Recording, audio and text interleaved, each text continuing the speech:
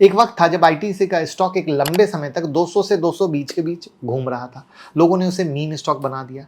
लेकिन जब आप आईटीसी के मीम बनाकर उसका मजाक उड़ा रहे थे, तब कुछ बिग इन्वेस्टर ने उसमें साइलेंटली पैसा लगाया और आज वही 450 के पास ट्रेड कर रहा है। That means almost double. इसको क्या बोलते हैं?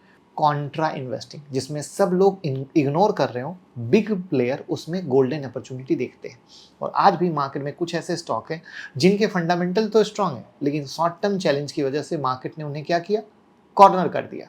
लेकिन एक ग्लोबल ब्रोकेज फर्म जेफरीज, जिनके रडार में ऐसे स्टॉक हमेशा से रहे, और इस ग्लोबल ब्रोकरेज फर्म का कहना है कि अब वक्त आ गया है कंज्यूमर सेक्टर के गिरते हुए स्टॉक में पैसा लगाने का, जिसके लिए उन्होंने 3 फॉलिंग स्टॉक का नाम रेकमेंड किया। यानी मेरी कोई बाय सेल की एडवाइस नहीं है, साफ सुथरी जेफरीज ने कहा है। लेकिन मैं इसमें आपको सिखाऊंगा सही क्या है और गलत क्या है। तो आज की वीडियो में हम यही राज खोलेंगे कि जब हर तरफ इन 3 स्टॉक के खिलाफ सिर्फ निगेटिव न्यूज आ रही है, तो इनको कहाँ से बुलिस लग गया। तो चलिए शुरू करते हैं। लेकिन आप हमारी YouTube मेंबरशिप को जरूर ज्वाइन कर लीजिए और चैनल को पहली बार आए तो सब्सक्राइब कर लीजिए, क्योंकि YouTube मेंबरशिप पे आपको बहुत बेहतरीन हर संडे वीडियो आती है और बहुत सारी चीज़ें मिलती है जो आपको दूसरों से बहुत आगे रखती है।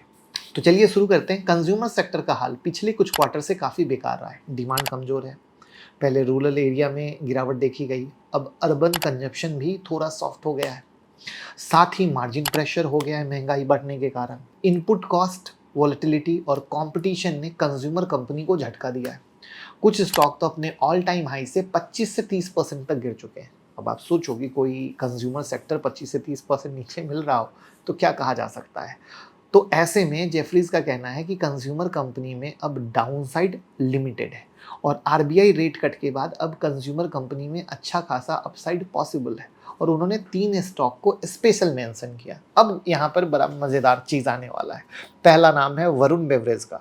इसको शुरू करने से पहले बता देता हूँ कि वरुण बेवरेज की वीडियो हमने कल ही हमारे चैनल पे बनाई है।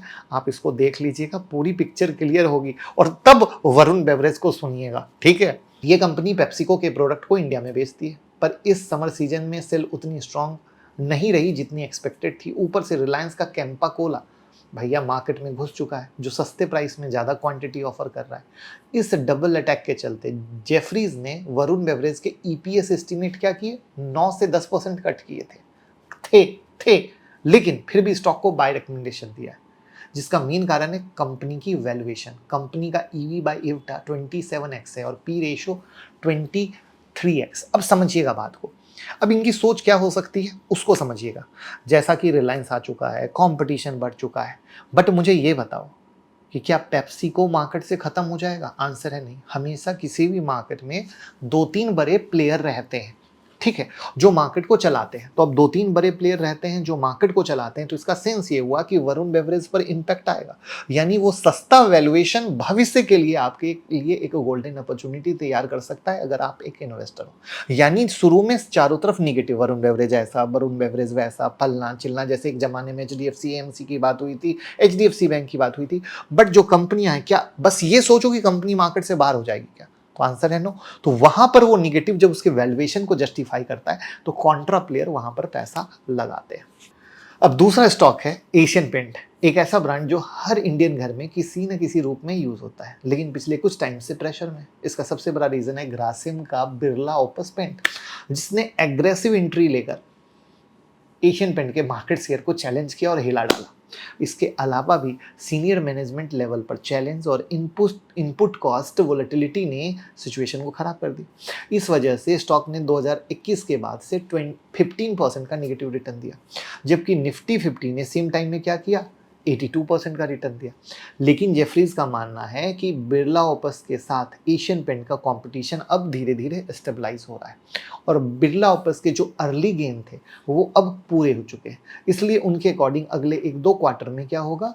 एशियन पेंट की अर्निंग में रिकवरी आ सकती है। इसलिए उन्होंने एशियन पेंट की रेटिंग अंडर परफॉर्म से डायरेक्ट बाय कर दी और टारगेट प्राइस सेट किया है 2830। यानी ये मेरा कोई नहीं है, ये मैं जेफरीज की बात कर रहा हूँ, लेकिन मैं आपको लॉजिक बताऊंगा जिसके पीछे जेफरीज के कुछ स्ट्रॉन्ग रीजन है। जेफरीज के प्रोजेक्शन के हिसाब से एशियन पेंट के डेकोरेटिव पेंट बिजनेस में वॉल्यूम ग्रोथ की वजह से जो ग्रॉस मार्जिन कभी 40% के नीचे चले गए थे, वो वापस इंप्रूव होकर 40% के ऊपर आ जाएंगे।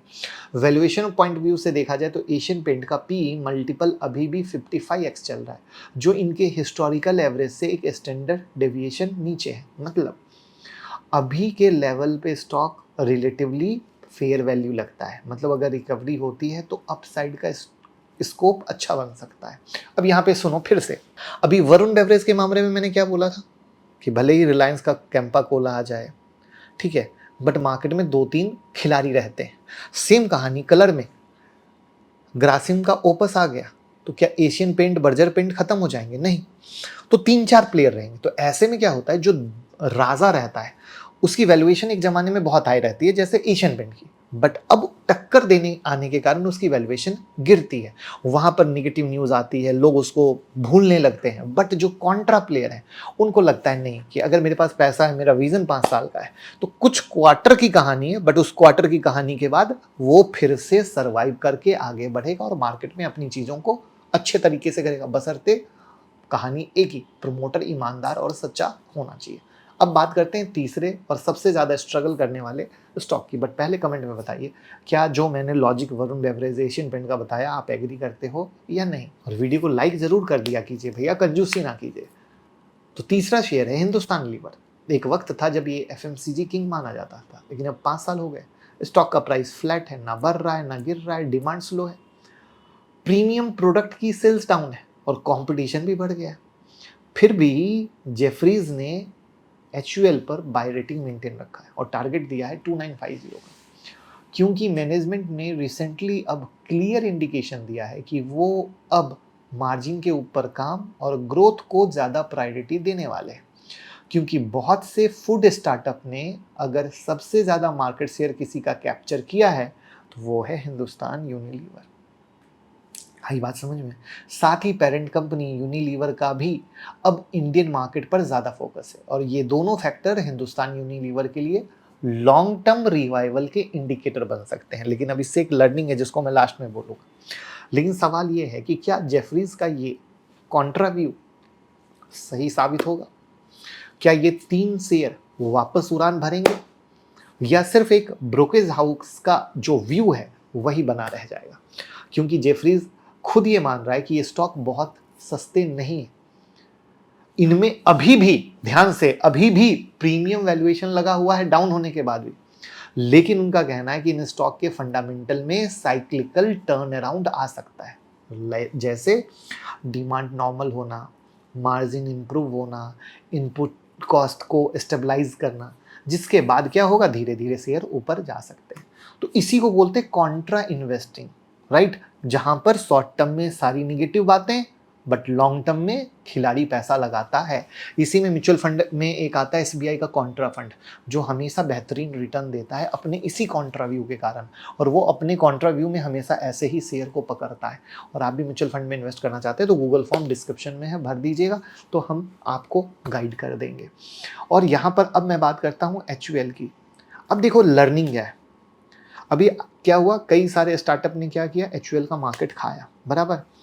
इसी को बोलते हैं, जब भी हम किसी शेयर में इन्वेस्ट करते हैं तो कब कौन क्या आके कर जाए किसी को नहीं पता। जैसे ड्रीम फॉक्स 850 गया, आज उस शेयर की हालत खराब है। क्यों? क्योंकि अदानी की एंट्री हो चुकी है। अब आपको किसी को ना पता हो तो ड्रीम फॉक्स जो एयरपोर्ट पे लॉन्च है उसका काम करता है।